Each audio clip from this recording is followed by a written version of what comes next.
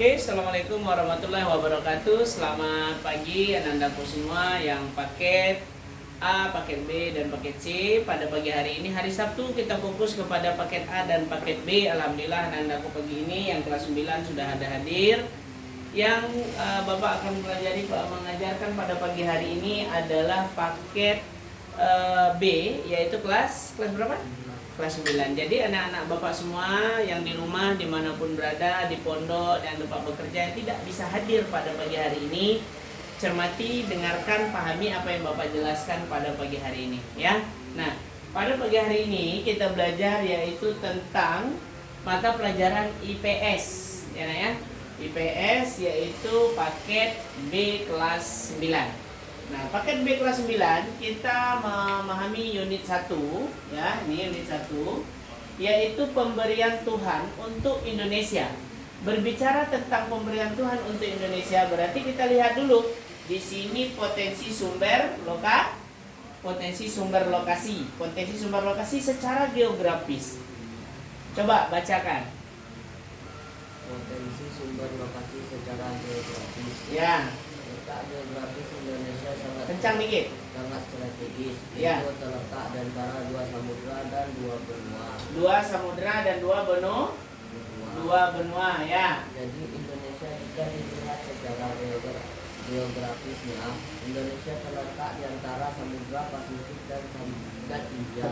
Samudra Pasifik dan India. Oke. Sedangkan Indonesia juga diapit oleh dua benua, yaitu benua Asia dan Australia. Benua Asia dan Australia. Oke. Perhatikan anak-anakku semua, bahwasanya Indonesia itu adalah memiliki posisi yang paling strategis. Ya kan? Kenapa Bapak bilang strategis? Kita lihat. Ini merupakan gambar randomnya wilayah Indonesia, posisi silang. Ya. Posisi silang ini adalah posisi kita paling istimewa. Kenapa? Karena kita lihat di sini ada terletak di antara dua samudra dan dua benua. Apa itu? Ya. Kemudian Samudra Pasifik dan Samudra Hindia. Samudra Pasifik dan Samudra Hindia. Oke, Bapak bisa lihat kan?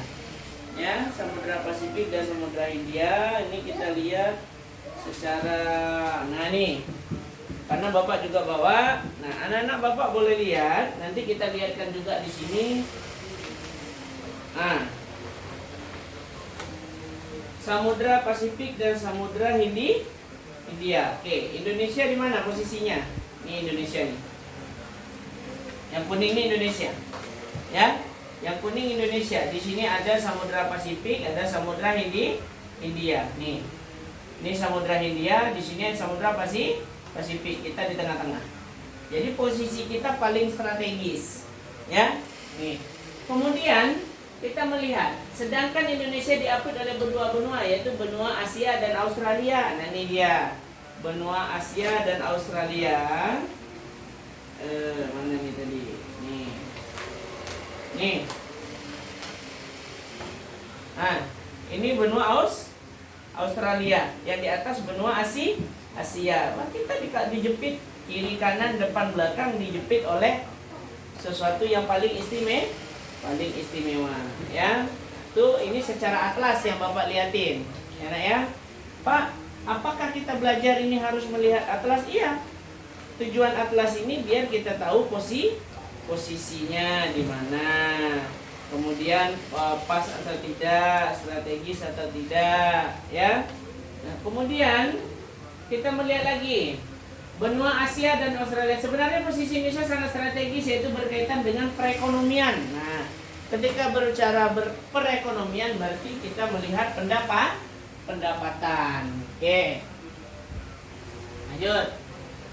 Nah, potensi sumber lokasi otomatis di Indonesia. Nah, ini dia. Ya.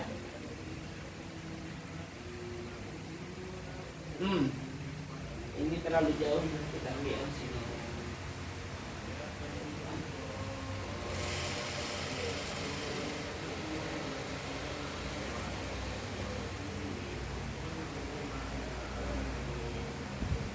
Nah, tadi ini kan Kemudian kita lihat potensi sumber lokasi Indonesia secara astronomis, ya kan?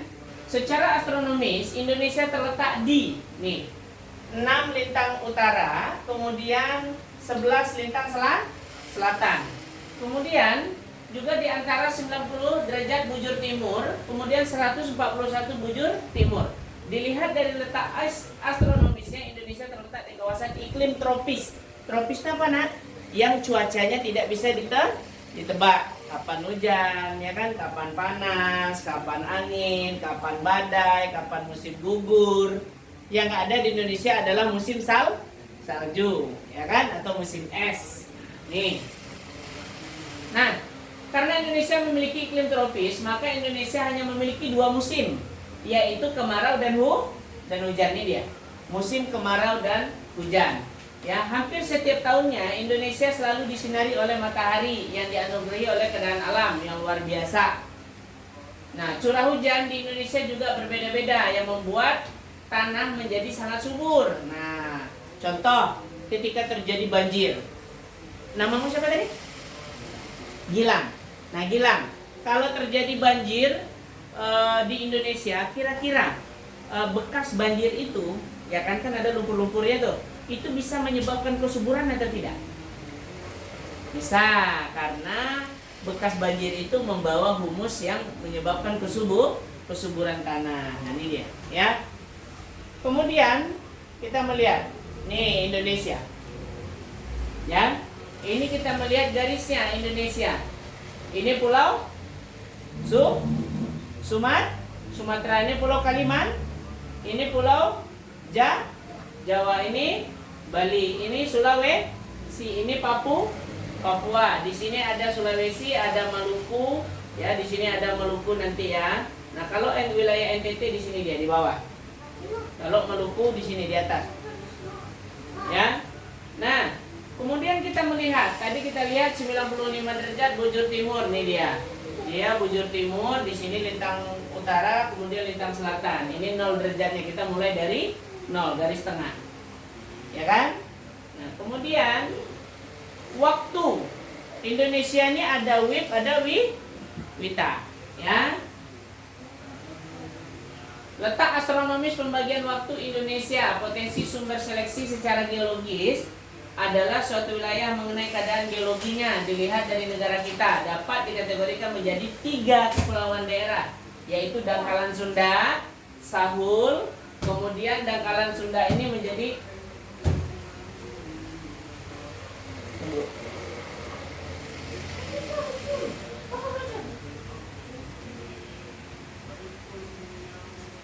enak ya. Ini Dangkalan Sahul, kita lihat. Di antara rangkaian pegunungan muda akibatnya Indonesia memiliki banyak gunung api. Nah, gunung api ini adalah gunung-gunung yang di Indonesia menjadi gunung aktif atau disebut dengan gunung berapi. Oke, paham Gilang sampai sana? Nah, Indonesia juga terletak di persimpangan lempeng besar dunia sehingga membuat Indonesia rentan akan terjadi gempa tektonik dan tsunami. Gempa tektonik itu apa? Terjadi apabila terjadi patahan. Ini kan kita ibarat Indonesia nih. Nah, pulau kita tuh terletak di atas lempeng. Apabila terjadi patahan lempengan, maka satunya ambruk ke bawah. Betul kan? Satu tinggal, satu ambruk. Nah, ketika dia ambruk maka menyebabkan gelombang laut. Nah, itu dia, ya.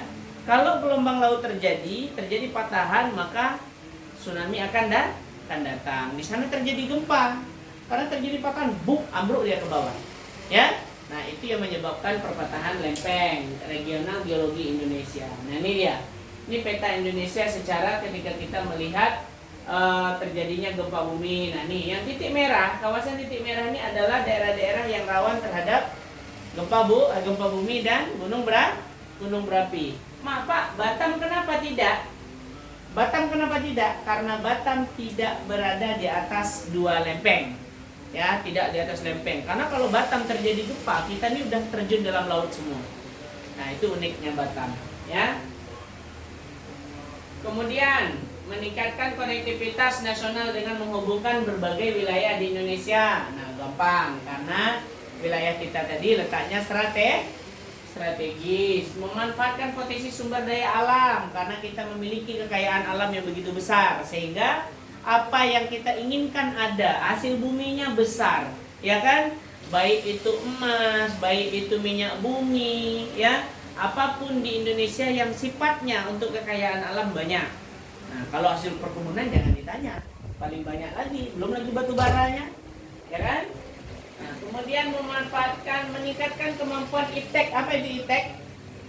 Ilmu perkembangan ilmu pengetahuan dan teknologi, yaitu SDA. Apa SDA, nak? Sumber daya alam dan menghasilkan berbagai produk industri yang diterima di pasar internasional. Pasar internasional itu pasar apa? Seperti kita dari Batam mengekspor, ya, mengekspor kelapa dari Batam ke Singapura. Nah, itu disebut dengan ekspor internasional atau kita mengekspor ke pasar internasional, ya. Lanjut, menyiapkan infrastruktur perhubungan. Apa infrastruktur? Infrastruktur itu adalah bangunan, baik bangunan gedung maupun bangunan jalan. Nah, contoh ada yang disebut nanti dengan negara maju dan negara berkembang. Apa negara maju? Negara maju itu adalah secara infrastrukturnya udah bagus, jalannya tidak ada yang rusak, gedung-gedungnya udah tinggi, ekonominya sudah maju, itu negara maju. Kalau negara berkembang seperti kita, karena kita masih menuju tingkat kemajuan, ya. Meningkatkan kualitas sumber daya manusia yang mengelola sarana dan prasarana. Oke. Kemudian yang B, potensi sumber daya alam. Pertama, Indonesia memiliki wilayah hutan yang begitu lebar. Tuh, Indonesia diberkahi dengan hutan terluas. Nah, ini banyak. Yang hayati dunia puluhan juta rakyat Indonesia secara langsung bergantung pada hutan. Apa yang kita manfaatkan dari hutan? Yaitu hasil alam, banyak, ya. Hutan itu banyak, baik kayu-kayunya. Cuman kayu sekarang tidak boleh diambil begitu saja. Apabila kita memangkas pepohonan, maka kebanjiran akan datang. Kenapa? Karena daya serap daripada sungai, daripada hujan itu tidak ada lagi, sehingga dia menampungkan, memunculkan ke bawah. Kekuatan daripada akar tadi tidak ada lagi. Enak, ya? Oke. Hutan untuk kebutuhan sehari-hari di sektor pengolahan. Nih, tadi Bapak bilang kayu kan? Pengolahan kayu. Hutan ini juga adalah rumah bagi banyak flora dan fauna. Flora dan fauna itu apa? Hewan, betul. Contoh, kita lihat di Lampung. Gajah-gajah di Lampung sudah tidak ada hutan tempat mereka berlindung. Karena di Lampung cenderung sudah menanam sawit. Maka gajahnya marah, kan pernah terjadi di berita. Marah nggak gajahnya? Marah karena mereka tidak ada tempat tinggal lagi. Sedangkan hutan itu adalah rumah bagi mereka. Ya kan? Flora dan fauna itu membutuhkan hutan tempat berlindung mereka. Tempat mereka bergantung pada alam, tempat mereka bergantungan kepada makanan, itu hutan. Seperti burung-burung, mungkin nanti dari buah-buahan yang ada di hutan itu yang mereka makan, ya kan? Nah, tuh. Jadi flora dan fauna membutuhkan hutan itu sebagai rumah bagi mereka, ya. Penemuan spesies baru. Nah, contoh yang tidak ada di Indonesia sekarang itu adalah dinosaurus. Ada di Indonesia dinosaurus. Yang ada cuma di Batam. Di mana dinosaurus di Batam? Di Golden Front, tapi tidak asli.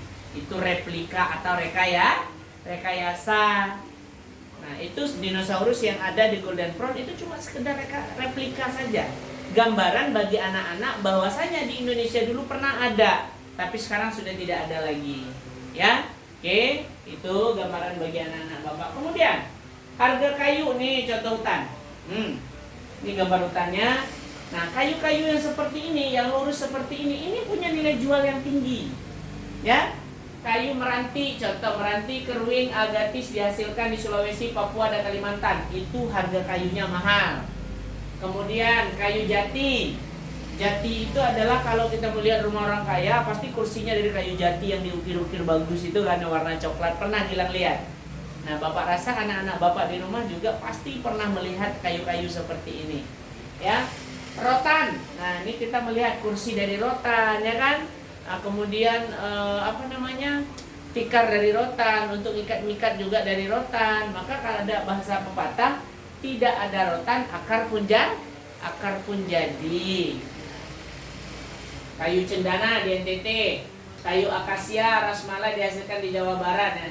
Ini adalah kayu-kayu yang memiliki potensi, yang memiliki nilai jual yang tinggi. Nah, itu nilai ekonomi. Jadi Tuhan memberikan Indonesia itu begitu besar manfaat, begitu besar faedahnya. Hanya saja Gilang, Indonesia nih manusianya serakah, tidak mampu mengontrol antara kebutuhan dengan misi untuk kaya. Demi kekayaan mereka mampu mengeruk hasil bumi sebanyak-banyaknya tanpa memikirkan akibat yang akan terjadi. Tanah longsor, banjir, ya kan? Nah, itu yang harus kita hindari. Sebagai manusia yang diberikan otak untuk berpikir, bahwasanya kita harus menganalisa, ketika saya buang sampah sembarangan maka menyebabkan banjir. Ketika saya potong hutan maka menyebabkan banjir. Kenapa? Karena tidak ada lagi kekuatan akar yang menahan daripada bukit-bukit tadi, sehingga dia gampang longsor. Ya, Gilang ya, sampai sana paham? Ada yang ingin ditanyakan? Udah paham? Ada yang tanyakan, tanya aja biar Bapak jawab. Nah, ini gambarnya jelas nih ya. Ada? Tidak ada. Oke, jika tidak ada pertanyaan untuk anak-anakku yang kelas 9, mudah-mudahan dari materi ini nanti bisa kalian pahami dan kalian cermati. Bapak tutup pertemuan pada pagi hari ini. Assalamualaikum warahmatullahi wabarakatuh. See you next time.